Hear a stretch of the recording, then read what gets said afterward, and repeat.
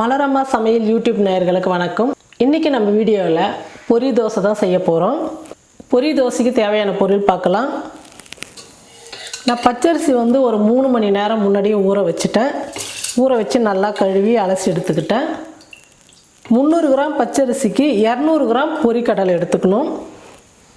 நம்ம உளுந்து எதுவுமே சேர்க்க போகிறதில்ல. இந்த தோசைக்கு வெறும் பச்சரிசி பொரி தான். 300 கிராம் பச்சரிசிக்கு 200 கிராம் பொரி. இப்போ பச்சரிசி நம்ம மிக்சியில் போட்டு நைஸாக அரைச்சி எடுத்துக்கலாம். நம்ம தோசை மாவு பதத்துக்கு அரைச்சிக்கணும்.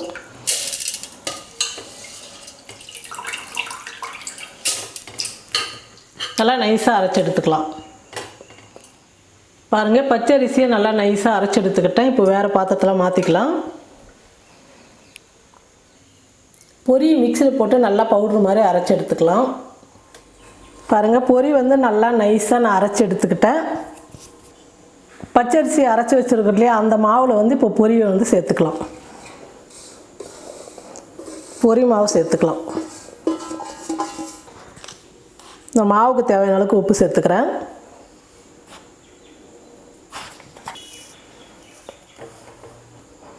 உப்பு சேர்த்து தோசை மாவு பதத்துக்கு நல்லா கரைச்சிக்கலாம்.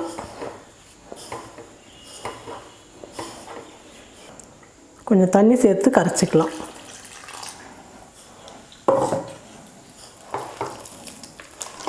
மாவு நல்லா கட்டி இல்லாமல் நல்லா நைஸாக நல்லா கரைச்சிக்கணும்.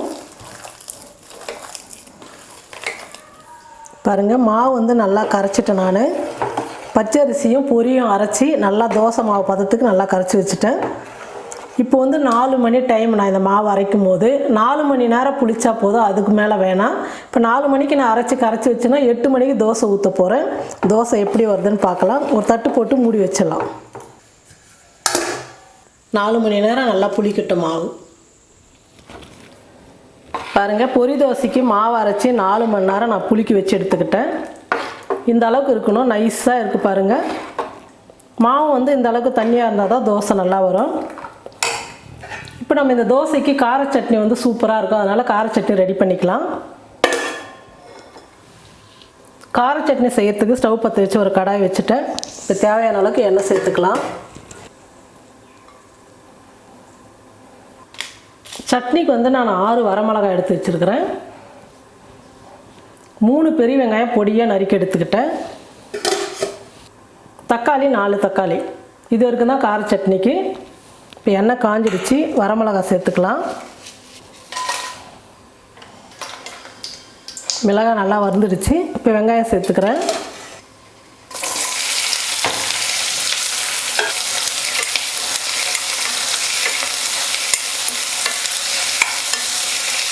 வெங்காயம் 1 நிமிஷம் நல்லா வதங்கட்டும்.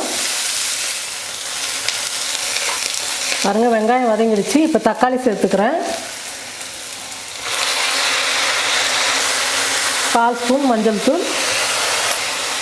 இந்த சட்னிக்கு தேவையான அளவுக்கு உப்பு சேர்த்துக்கிறேன்.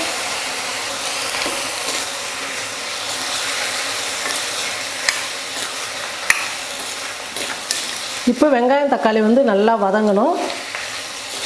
அந்த அளவுக்கு ஒரு 4-5 நிமிஷம் நல்லா வதக்கிக்கலாம்.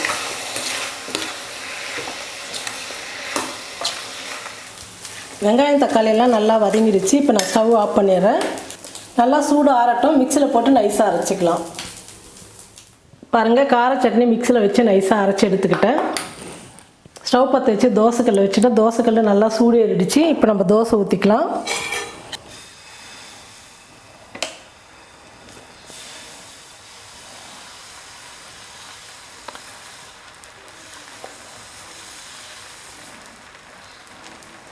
இந்த பொரி தோசை சின்னவங்கலேருந்து பெரியவங்க வரைக்கும் ரொம்ப ஜீரண சக்தி ஆகக்கூடியது. ரொம்ப சத்தான தோசை, ரொம்ப நல்லது உடம்புக்கு. ஒரே மாதிரி தோசை செய்யாமல் வித்தியாசமாக நம்ம தோசை செஞ்சு சாப்பிடும்போது டேஸ்ட்டும் ரொம்ப நல்லாயிருக்கும்.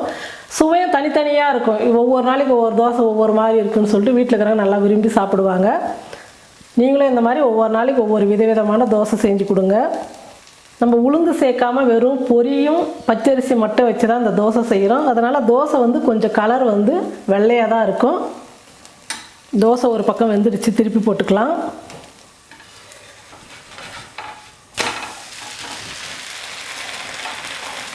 பாருங்கள் எவ்வளோ நல்லா வந்திருக்கு பாருங்கள் தோசை.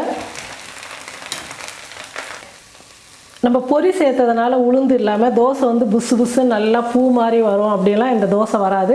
கொஞ்சம் கெட்டியாக இருக்கும், ஆனால் சாப்பிட்றதுக்கு ரொம்ப டேஸ்ட்டாக இருக்கும் தோசை. இப்போ இன்னொரு பக்கம் வெந்துருச்சு, எடுத்துக்கலாம். இருக்கிற எல்லா மாவும் தோசை சுட்டு எடுத்துக்கலாம். பொரி தோசையும் கார சட்னியும் ரெடி ஆகிடுச்சு. நீங்களும் இந்த மாதிரி வித்தியாசமான முறையில் தோசை செஞ்சு சாப்பிட்டு எப்படி இருக்குன்னு சொல்லிட்டு மறக்காமல் கமெண்ட் பண்ணுங்கள், ஷேர் பண்ணுங்கள். நன்றி.